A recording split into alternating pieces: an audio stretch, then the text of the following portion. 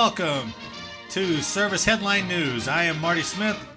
And I am Eric Perot. And we're here to bring you the latest headlines and updates pertinent to all servicemen and women. So sit back, get informed, and maybe have a laugh as the Swearing In Podcast presents Service Headline News. Eric, how was your Labor Day? Labor Day was good. Played golf. You cracking that 80 yet? No. Have you ever 90? Shot under 80? No. Never? I've only shot under 90 once. Oh, yeah? Actually, yeah. But I'm getting better. Yeah? As a scramble, we shot a 57 the other day, last Thursday. Cheat on a scramble. Everybody cheats. We didn't cheat. I've gone out on those military scrambles. They're like, hey, I think we did pretty good. We came in at like 85. And then the winner will be like 52. And you're like, what? The guys that beat us shot a 55. We shot a 57. That's crazy. So, that's yes, ridiculous. no, Labor Day was good. Never long enough. No, that's true. Had to work Monday, but that's true. Well, this week in military history, September 8th, 1943, General Dwight Eisenhower publicly announces the surrender of Italy to the Allies. That got no play with me in my history class. I never knew when Italy kind of surrendered. Right. I again, we talked about before we started here, understanding that they were part of the Axis. They were. You would have to get their sign on surrendering as well, I would assume. So it's kind of unique, but you never hear about that. It's weird when you look at some of the coverage of the history of World War II, and they talk about the Africa campaign, and then they jump to Sicily, and then they kind of jump after Sicily. It's like Normandy after that, and you're like, well, what happened in between there, right? Yeah. So, well, I know there was the Battle of Anzio because I always had that little cool game. Anzio. We had little tanks and little soldiers. I was the Battle of Anzio. I was on that, by the way. Yeah. So with Mussolini deposed from power and the earlier collapse of the fascist government in July of 1943, General Pietro Badoglio, that's absolutely correct, the man who had assumed power in Mussolini's stead by request of King Victor Emmanuel, began negotiating with General Eisenhower for weeks. And weeks later, Badoglio finally approved a conditional surrender, allowing the Allies to land in southern Italy and begin beating the Germans back up the peninsula. Right. So, the long haul. Here's a dumb question that I had, right? So we had... I know there's a push, and I know there's some failures where, the Allies wanted to take Rome, but they didn't. There's that whole piece. But why didn't we use Italy as a jumping off point for the invasion? Right? Why go through the biggest armada, the biggest planned operation in history at Normandy? Why didn't we just push up through Italy? That's the first question. I know there's tactical things about that, but what do you think? Well, I believe first off and foremost, I think Germany thought that would be one of the advances on Europe using the Italy, especially since they crumbled. I'm sure Germany knew they were going to crumble. Those guys were running around on horses. They had no freaking armor. They were, right? They had nothing. So they wait, I'm going to use my word. They capitulated rather quickly. Well, you got it in the second podcast. I think it's because they needed to make the greatest military movie of all time, Saving Private Ryan. That's why they did it. Okay. They knew it was coming. Well, according to British military historian Sir Michael Howard, who fought as a junior infantry officer in Italy from September of 1943 until the end of the war, he later observed that anyone who thought of Italy as, quote, the soft underbelly of Europe, end quote. I've heard that term in different history books. Whoever thought that Italy was a soft underbelly of Europe never spent a winter campaigning in the Italian mountains. Yeah. It's more direct and easier to get to Germany by going through northern France than Italy. In northwest Europe, you have to cross successive river lines, but in Italy, you have to cross significant mountain ranges. Mountains are much easier to defend. In addition, with Britain as your base of operations, it's considerably easy to supply an army in France than in Italy. If the goal was to invade Germany, Italy was a strategic dead end. although it could be used as a base for air operations, which I think we'd use. That makes total sense thinking about it now. Yeah. With the mountains and I don't even know what. Yeah, they had gone over the Alps. The Alps. Yeah. I mean, you're up to your behind in snow. So. Right. And it would have been easy for the Germans to bottleneck defense. into roads and stuff like that. So, anyway, that's September 8th, 1943. Amazing. Good stuff. Yeah. It's funny. Last week in our last episode, we talked about hair and tattoos and hygiene. That's right. And it all came down to recruiting and retention. Well, my next story talks about airmen losing potential money in regards to special duty pay. That's right. And after you allow them to grow their beards and show their tattoos, you take their money away. I'm sure that's going to end up helping with retention and recruitment. But anyway, the article, it's called Airmen Brace for Special Duty Pay Cut in 2023. Hundreds of enlisted airmen face pay cuts of up to $5,400 a year due to physical constraints facing the Air Force, the service confirmed on Friday. The Pentagon has asked Congress to give fewer airmen the extra monthly compensation Sons of bitches. known as Special Duty Assignment Pay in fiscal 2023.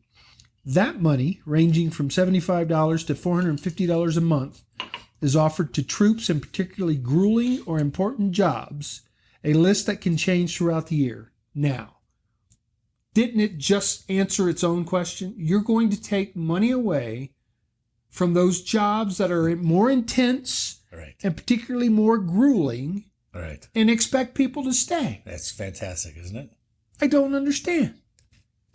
The services also use special duty pay to entice airmen to extend their service in those fields. Mm-hmm. Good luck. You might as well let them grow another beard or add another tattoo. Guess who all the hands went down. They're like, hey, who wants to be a first sergeant? And they're like, no more. Not anymore. Who wants to fly and be part of the Raven program? Yeah. Not me anymore. Everybody want to go be a BMT instructor? No. Nope. Thanks. Monthly bonus pay for 30,000 airmen will cost the Air Force an estimated $90.2 million, according to the service's fiscal 23 budget requests. Yeah. That's the lowest ask in at least 2 years, and they feel that number needs to be reduced lower. Yeah, it is. Unless lawmakers tweak the amount as part of a final federal spending agreement, the pay cut will take effect when Congress and President Joe Biden approve the military's funding request in the coming months. Go down to what the Air Force Vice Chief of Staff General David Allen had to say. Asked about the issue during a live question and answer session Thursday, Air Force Vice Chief of Staff General David Allen lamented, is that what that is? Lamented the hard choices service leaders have to make and the limitations on their spending. They're working hard up there on those choices. Yeah, I bet he's not losing his bonus or his Can I read special duty pay. Certainly. Can you read it? Sure. General Alvin said, it's tough to look at the airmen and say, yes, we have tough economic times, but I'm going to cut your pay anyway, he said. We carve out little bits of money here and there to afford that next F-35 or to be able to do that development and testing here. But that doesn't resonate very well. We all have work to do to understand the impact on recruiting and retention. That's some bitch. Wow. Can you just, it's like you just said, we don't want any more people in the Air Force. In fact, we're going to let these people go because we're going to stop all their money. I wonder how much one F-35 training mission costs in terms of how many BMT instructors do you have to put together to pay special duty pay for that one flight? Sure. For that F-35. I couldn't, you know what I mean? I couldn't imagine. It's like, I'll wipe them all out. And we're not even talking about those special duty assignments that are more dangerous and grueling. Right. Right? The ones that really require you. Well, when you get to the list, when you get to the list. I threw this in for a notch in the belt for this David guy. Basic pay for active duty enlisted airmen ranges from $1,695 a month for brand new recruits to $9,300 a month for those serving in the military's highest enlisted positions. When you talk about the E4 and below, oh yeah, those guys can't even, they're below the poverty line. Yeah, that's the majority of the pyramid, yeah, right? They can't sustain themselves. No. I'm amazed. So you do special duty because you're going to get a couple $100 little additional funding. Yeah, heck, I'll do that. Yeah. Here is the list of those special duties that could be affected. Basic military training instructors. That will be affected. Without a doubt. If they cut this. So, yeah. Good point. Will be affected. Basic military training instructors. Human intelligence debriefers. I'm not real sure what that is. I don't know what that is either. Combat controllers. Yeah. So we're talking about a whole AFSC there. I think you're about to mention all the special ops of the Air Force here, right? Pararescuemen. Yeah. Tactical air control party operators. TACPs, combat controllers, pararescue, all not getting special duty pay. Command chief master sergeants. Well, why should they get special duty pay? They got the rank. Oh my God. Special reconnaissance operators. Yeah, I don't know what they are either. First sergeants. Yeah, nobody's going to volunteer for that anymore. Nope. Defense attaché office liaisons. I don't know what that is either. Airmen in the nuclear enterprise. I'm not real sure what that is either. I don't know, but if you're around nukes, I justify that.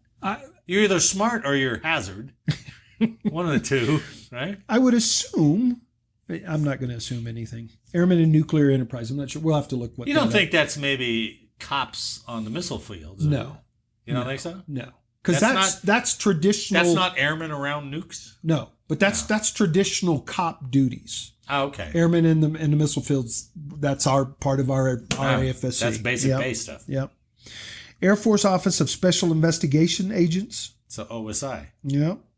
Air Traffic Control Supervisors. Enlisted pilots. That sucks. Oh. Whoa, that pisses me off. Why do you mess with an enlisted pilot, but you're not going to touch an officer? Oh, my goodness. There's worse. There's some jobs in here that you haven't got to. That's Enlisted, really going to piss people off. Oh, enlisted weapons directors. I don't know what that is. Me neither. Parachute instructors and those with the test parachute program. You know what? If there is one job that you want them to have a little extra pay, yes, the guy who packs your parachute. Yes. Yes. Give him a few extra dollars. Can I tip him next time I go? Oh, flight attendants. Do we have those? That must be like Air Force One guys or something. It's got to be. It's not a loadmaster. Who else has flight engineer? Mission system specialist. Loadmasters. Loadmasters. My God. Contracting airmen. Air Force honor guardsmen. Ooh, and mine. Phoenix Raven Security Force defenders. So you're going to take that special duty pay after you're going to send them two guys to guard an airplane in some hostile country. Explain real quick what Phoenix Raven was again. So the Phoenix Raven program was designed for any time an Air Force cargo courier plane departed the continental U.S. that needed onboard protection. So they put two security forces members on the plane to travel with it. Usually they're in flight suits. And you did that before it was called Raven. Correct. Right? Yes. Wow. We did that in Charleston back in the early 80s. And then they even created an actual school for Phoenix Raven. Oh, they did. So you go in for hand-to-hand combat, the red man suit, you beat each other to death. Yeah. So pretty good stuff. And to finish off the list, airmen who work with forward area refueling points. Is that Aeroport? No, I think that's Aeroport, right? Isn't it mobile Aeroport? Or at least what that used to be. Or is that just refueling guys? I don't know. Maybe. Flying crew chiefs, defense couriers, airmen who work. You can't skip over that. I mean, you talk about crew chiefs. Crew chiefs I know a ton of crew chiefs that used to be crew chiefs. Flying crew chiefs. Right. Those guys, I didn't realize they got special duty. They don't get it anymore. Airmen who work at certain commands or government agencies. Yeah, the rest of those are goofy lists. Airmen who work with certain federal panels. Public affairs airmen assigned to recruiting squadrons. Air transportation airmen. and airmen who work on classified Air Force projects. Yeah. That makes no sense. But the biggest one is crew chiefs, honor guard, let's see, TAC-P, pararescue, combat controllers, your Ravens, security forces, first sergeants, and OSI guys. It's just, that's crazy. So those who go into those special ops kind of fields are doing it now just because they want to be part of something different. Not for money. They'll have some article a year from now. It's like Air Force puzzled while special duty has a drop in volunteerism. Just like they're doing right now. My retention in those particular career fields are falling away. We can't figure it out. Why can't understand it. But you know what? Their tattoos and the beards are really looking good. Come on, man. All right, so they're doing all these incentives to get you in, right? To keep you in, right? Navy's offering money. They're letting you grow beards, tattoos, ponytails. Well, here's another one. The Air Force and the Space Force, and this is by Rachel Cohen from the Air Force Times. Air Force and Space Force may let in applicants who test positive for THC. The wonderful non-addictive drug of marijuana. Hey, we can't get enough people. Let's let those guys in too. But marijuana use may no longer disqualify prospective applicants from joining the Air Force or Space Force due to a possible policy change under consideration at the Air Force Recruiting Service. Recruiting boss, Major General Ed Thomas told Air Force Times in a recent interview that his organization is exploring the option of granting waivers to recruits who test positive for THC, marijuana's high-inducing chemical. If applicants test positive for THC when they go to the MEPS, they're permanently barred from entering the Air Force or the Space Force, he said. But as more states legalize cannabis, there is an increased prevalence of THC-positive applicants. Now, he's a genius. That's some deductive work there. That's hardcore for sure. thinking. That's why he's a Major General. Right. If a THC positive applicant is otherwise qualified to serve and the Air Force believes they will, this is awesome, and the Air Force believes they will act in good faith and forego cannabis once in the service. Hey, Recruit Perrott, I see that you did some pot here. You promise not to do it ever again? I promise, sir. All right, you're in. Jesus.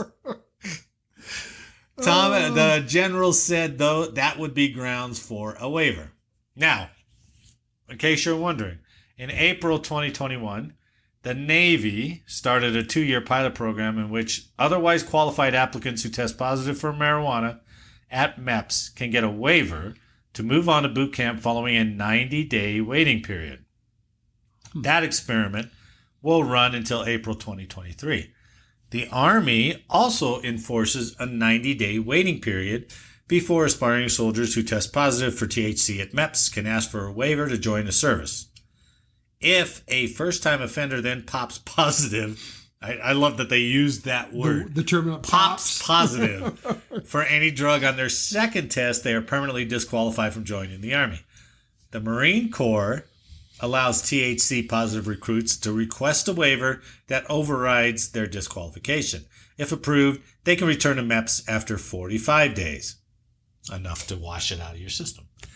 Defense Department data from 2020 provided to Air Force Times shows that 8% of Americans between the ages of 17 and 24 are disqualified from military service due to drug abuse, which covers a broader range, obviously, of prescription and illegal drugs and marijuana alone. Much harder stuff. All but 11 states, I didn't realize it had been that many. All but 11 states have legalized marijuana for medical and or recreational use. We're almost there. Almost there.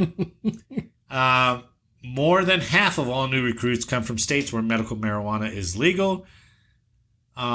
Natalie Grogan, who studies military personnel at the Center for a New American Security, said adjusting the rules on marijuana could play a role in opening the door to as much as 1/3 of young American men who may have disqualifying past criminal conduct. I don't know how she gets 1/3 when back up here it said 8% of Americans between the ages of 17 and 24 are disqualified. But anyway, So you might get your pay cut, but you can come in high, long-haired, beard, tatted up. You know what? I don't think there's ever been a study done on someone who is actually at work in what we consider a critical field. I don't know, carrying a weapon, the key, the finger on the button to launch a nuke at a missile silo. Sure. And if he's high, how high does he have to be to not be in full control Too high. of his faculties? Does that I hear you. I'm just a little concerned. Of course, I've accepted the whole marijuana thing. I get it.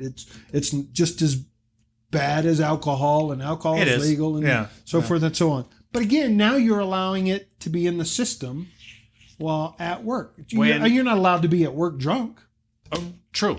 Right? Right. So if you got THC in your body, technically, what's the number that allows you to say I'm high? I don't know. Then I shouldn't be here. You know, where are all those groups that were in Colorado before it was legal, who would come out with all their facts and figures and how you can operate with a little bit of THC in your system, and it doesn't do the same thing that alcohol does, on and on. And then it was legal, and I never heard from these guys again, right?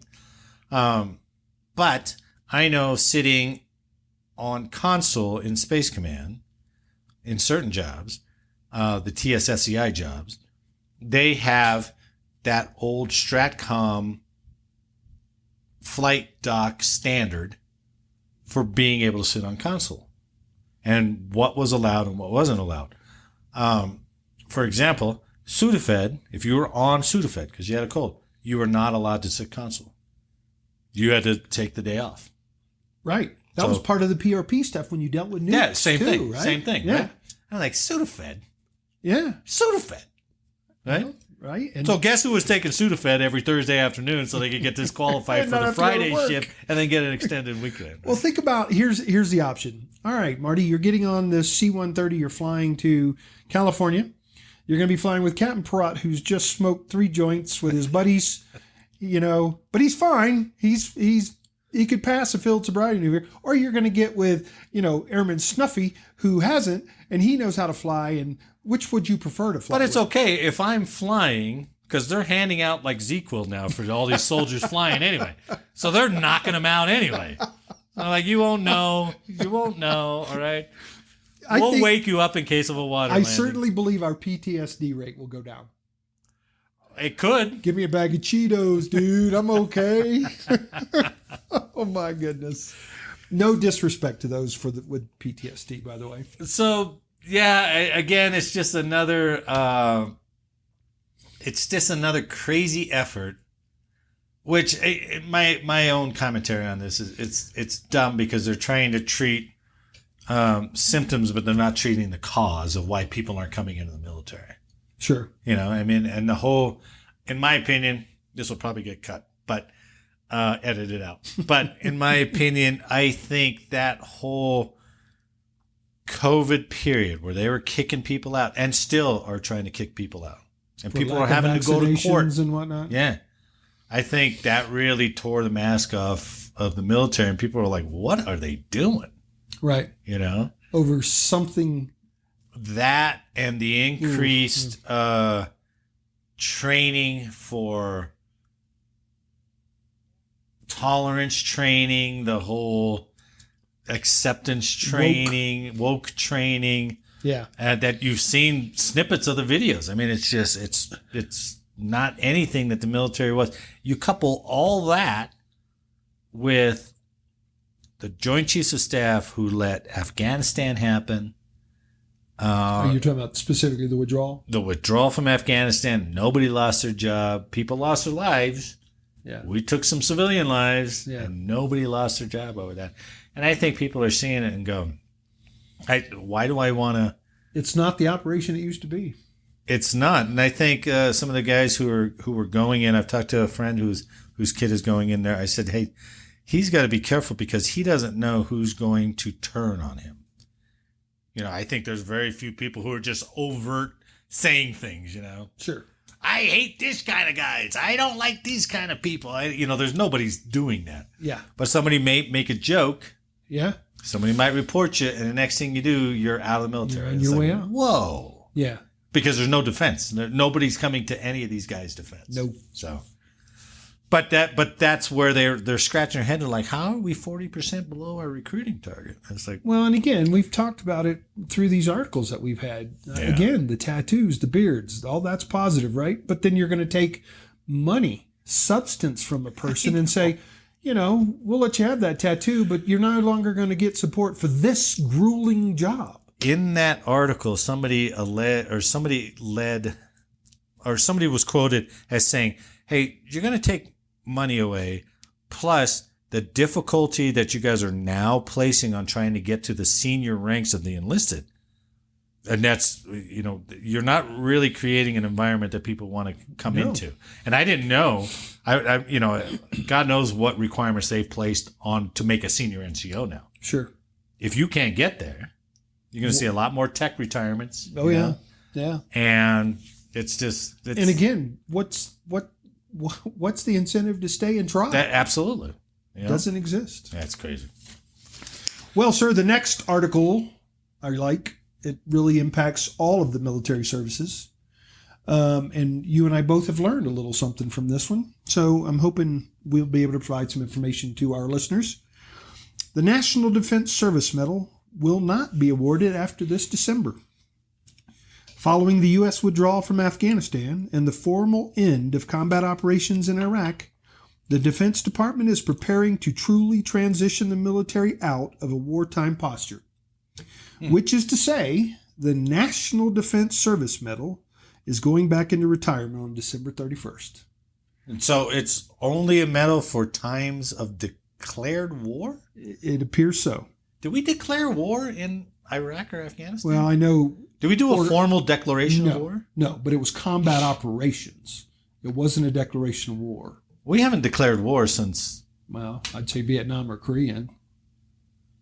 I Vietnam was a police action, right? All right. No, Korea was a UN action, right? Policing action, sure. Yeah. And I thought Vietnam was too. I don't think it was a declaration. I don't think we World ever War formally II was declared a declaration. war, right? Yeah. Interesting. So I love this part. The award, affectionately known as the Pizza Stain. I had never heard of that. Which all troops serving since 9/11 have been able to pin on their uniforms after initial training. They won't be awarded for the foreseeable future. God. Termination is based on the United States no longer conducting large-scale combat operations in designated geographic locations as a result of the terrorist attacks on the United States that occurred September 11, 2001. Defense Secretary Lloyd Austin wrote in a memo signed August 30. Thus brings to a close the fourth conflict for which troops could earn the National Defense Service Medal. It previously was activated for 5 years during the First Gulf War, 13 years for the Vietnam War, and 4 years for the Korean War. So wow. That's interesting. Yeah, I didn't know it was an activation period. I honestly thought, just based on the title alone, National Defense, you've just joined the service. Here, you're part of this now. Right. But that is not the case. That's what I thought. I thought it was like, welcome to the military. Here's your national defense. The announcement comes a month after the department scaled back eligibility for the Global War on Terrorism Service Medal, which will be limited to deployments to Syria going forward. Huh. That's kind of crazy. Syria is the only place in the world? Syria? Yeah. Troops deploying to Iraq for train, advise, and assist missions will instead receive the Global War on Terrorism Expeditionary Medal. So I'm assuming it's based on definition of expeditionary versus Global War on Terrorism, the service medal. It's not that the U.S. is no longer involved in counterterrorism or any potential combat operations, according to the Pentagon, but that those operations are on a small scale that do not rate the medal. Wow. Still, You're not fighting hard enough, so you don't get the medal. Still, troops continue to deploy throughout the world, including to ostensible war zones. Since March, roughly 20,000 American troops have been mobilized to Central and Eastern Europe in support of NATO, either training local forces or teaming up with Ukrainian troops outside the country to get them up to speed on U.S. weapons sent over for their fight against Russia. Now, to me, that's a pretty big combat operation. Why wouldn't you still receive the national defense for that? I don't know. First off, I never knew the national defense was tied to combat operations or war. A war, right. Yeah. It's possible that the mission could become a named operation that then might warrant a specific medal. But Air Force Brigadier General Pat Ryder, a Pentagon spokesman, told Military Times in August that there were no announcements to be made. And in Africa, U.S. troops are deployed to Somalia and Kenya, launching airstrikes against al-Shabaab militants. What the end of National Defense Service Medal essentially means is that while troops will earn awards for deploying abroad in support of myriad missions, they won't get a wartime award just for completing training. Wow. So incentive and recruitment. Yay! So no automatic pizza stain anymore. No more red medal for completing basic training. This is really hard to believe, but I looked up declarations of war by Congress. Okay. Right? The last declaration of war was against Bulgaria, Hungary, and Romania on June 4th, 1942. That we declared. Wow. That's it. Since 1942. Does that blow your mind? That's like, how did we do all the rest of this shit? When you think, because everything Congress has to approve. Yeah. But no declaration. I guess they've been bypassing it. You would have thought at least Gulf War, right? I mean. Well, yeah. But again, that goes back to that whole global terrorism. They global get around war it. on terrorism. Yeah, they get around it. They've minorized Congress's votes on all this stuff. And I'm sure money's involved when you call for Congress an act doesn't of war. debate. They don't vote on anything. So the parties just fight. Well, I guess I'm glad I got the NDSM in my official military photograph. I concur. I have one of those as well.